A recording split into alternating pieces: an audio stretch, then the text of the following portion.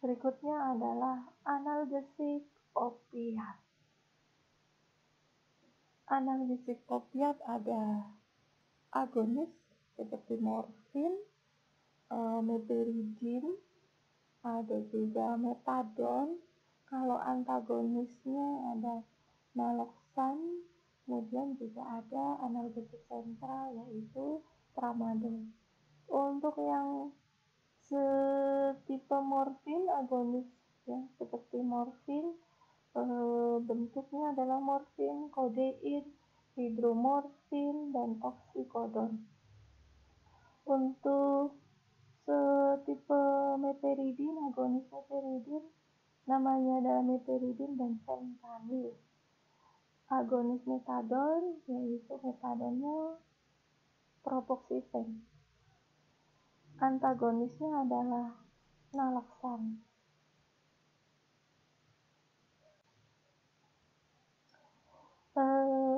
Kaji dulu bagaimana irama nafas pasien ya selama periode istirahat.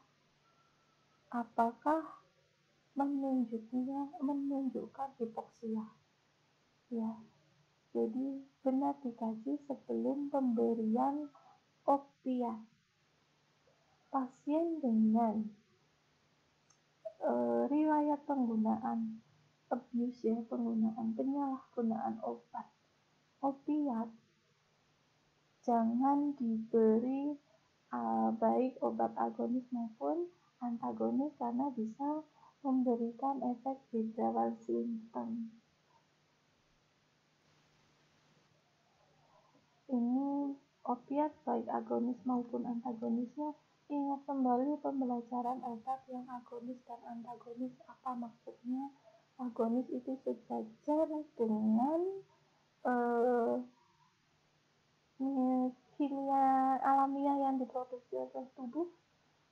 Kalau antagonis berlawanan dengan efek alamiah yang diproduksi oleh tubuh. Bekerja pada reseptor opiat di susunan saraf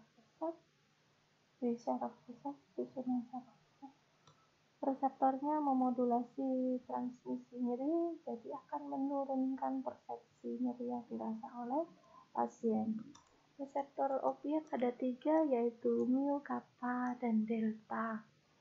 Reseptor mu ini untuk analgesik supraspinal, depresi respirasi, dan euforia. Reseptor kappa dia analgesik spinal, bisa menyebabkan miosis dan sedasi. Reseptor delta, disforia, halusinasi, dan stimulasi pusat vasomotor.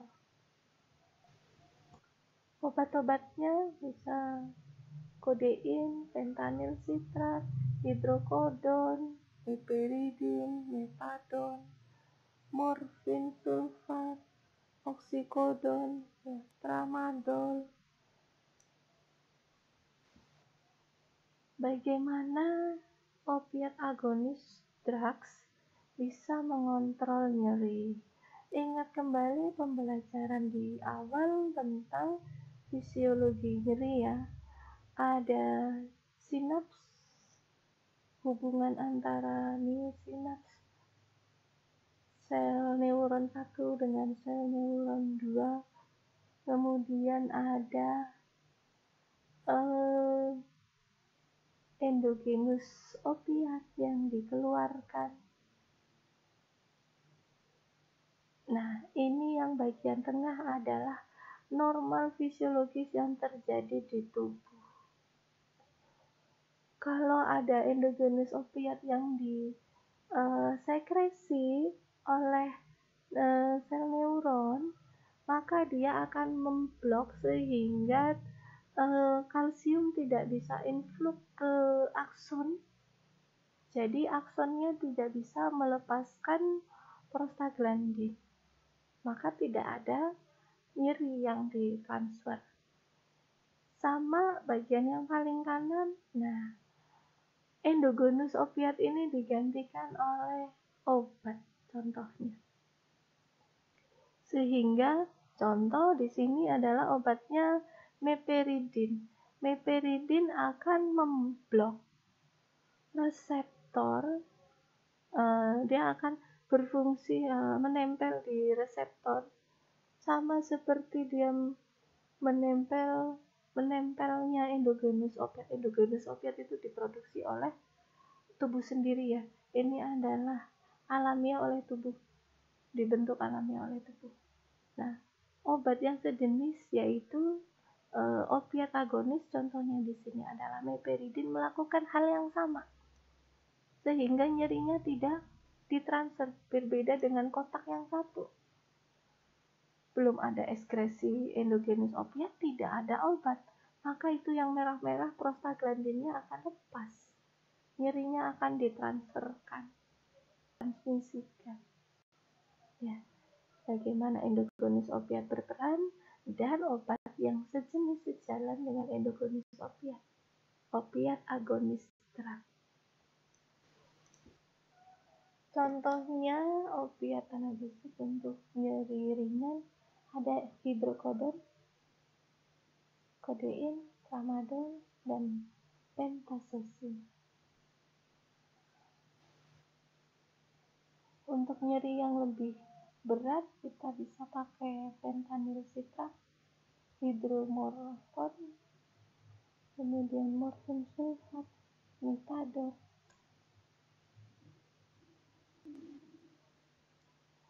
Bagaimana pemilihan obatnya? Ini bisa kita pahami, sehingga kalau ada obat yang ganjil, yang janggal, yang aneh untuk pasien, perawat bisa melakukan advokasi.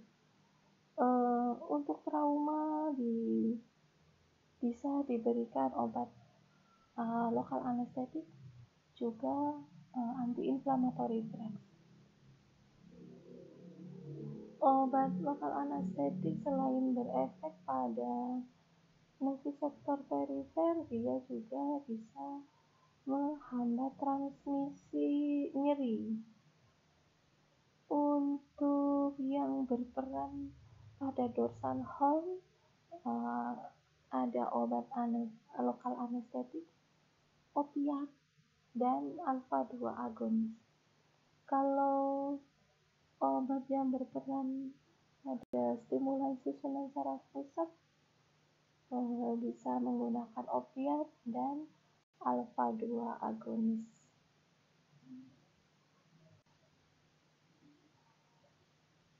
Efek dari opiat, efek sampingnya bisa menimbulkan konstipasi, nausea, muntah, efek sedasi, kemudian ada pruritus, retensi urin, dan depresi respirasi.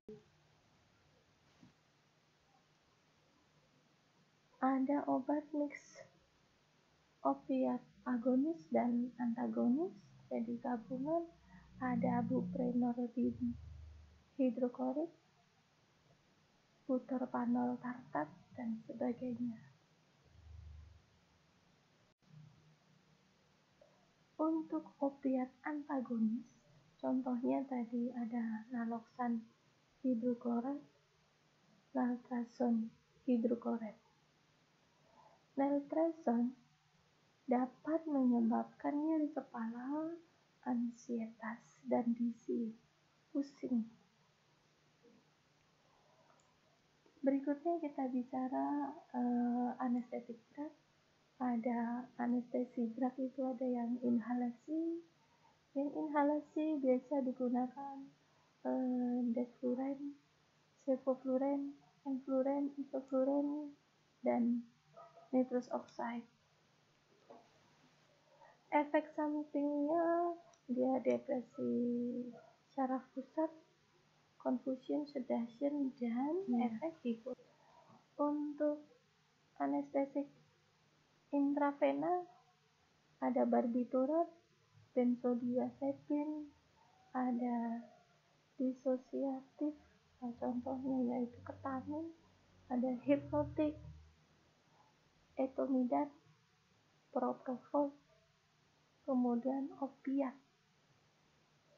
Pemberian anestetik Intravena ini sangat cepat. Pada ruang operasi, pasien perlu menghitung 1, 2, 3, 4. Sudah tidak bisa melanjutkannya karena efek cepat. Efek sampingnya, ketamin bisa menyebabkan gangguan behavior, kemudian ada salivasi berlebihan dan menangis, keluarnya air mata. Ini contoh-contoh dari obat lokal anestetik. Ada lidocain, hidrochloride, dan pilihan obat yang lain. Lokal anestetik lebih dianjurkan, lebih aman dibandingkan general anestesi pada pasien lansia. Tapi dilihat lagi indikasinya ya. Lidocain akan mempengaruhi natrium ion channel. Jadi lidocain memblok pintu natrium channel sehingga pintu tersebut menutup, natrium tidak bisa melewati membran. Transmisi sinyal nyeri akan terpotong, jadi tidak akan diteruskan. Ada topikal anestesi, contohnya dibukain, benzokain, butakain, dan seterusnya. Dioleskan ya, atau dispray, disemprot. Nah, ini bisa langsung berefek, tetapi karena kontak langsung dengan kulit, dengan mukosa, jadi ada efek dingin sedikit. Efek samping dari topikal anestesi adalah bisa menyebabkan rasa dingin, cooling sensation. Demikian pembelajaran kita tentang analgesik dan anesthetic drug. Jadi dipelajari dengan baik. Semoga apa yang saya sampaikan bermanfaat. Mohon maaf bila ada ilmu yang salah. Kita akhiri pertemuan kita. Wassalamualaikum warahmatullahi wabarakatuh.